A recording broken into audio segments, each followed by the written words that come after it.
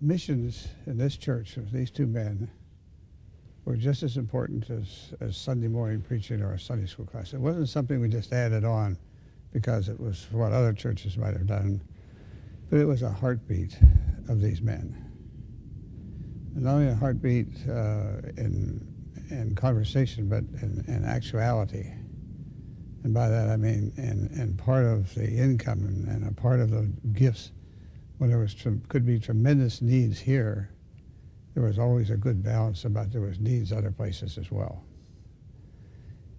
For example, on a board meeting on a Sunday night that Mr. Dunlap would call at the last minute and say he had a special need as a request from a missionary that needed $300 to buy a boat or a motor for a boat. And he'd want the board to approve that. And the board would say, John, you don't understand. The budget for the month is $1,700 short, and you want us to approve another $300. That just doesn't make good sense. And 20 minutes later, he'd say, you guys just don't understand. If God wants us to have that boat and the motor paid for, he'll take care of us as well. And pretty soon we'd get to the place where we realize he's really right.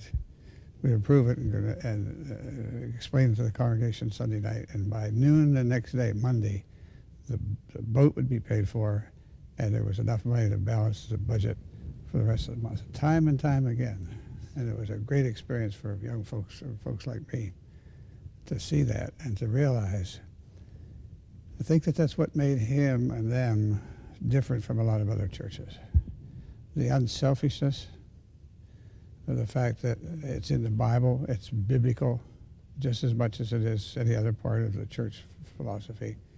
And then he had a great knack of bringing missionaries in and letting them visit with us in our homes as well as here in front of the pulpit. And time again, he would have missionaries come here, and of course had a missions week or so. It would be exposure all the time, and probably one of the first things that people talk about at the Tabernacle Church has been their missions emphasis and their philosophy over the years.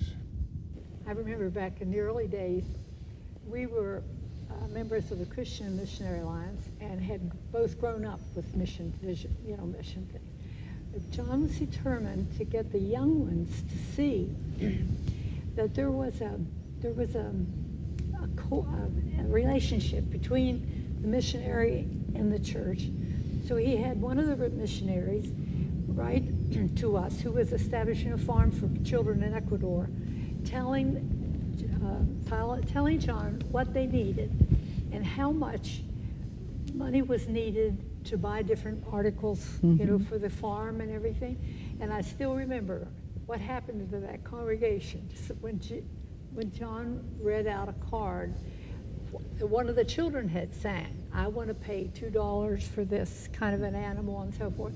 And this little boy had written for one really healthy goat, $2. That is putting it in the lives of the children. That plus taking missionaries into the home was advocated as a way to permeate our lives, really, with the closeness of the missionary cycle. We have always housed our missionaries when they come home from the field. And my mother, for years, was, if not missionary, secretary. Anyway, she corresponded with the missionaries. These people were part of her life, and she was a part of their life. And again, in letting people know the needs, they would tell us. The congregation would be told what we need for this family, for their furlough, and we would give from our homes the household items and furniture, because when Curt was talking about, I don't really need this, we all have more. We collect a lot. And so we would give, and so the mission house was named in honor of my mother.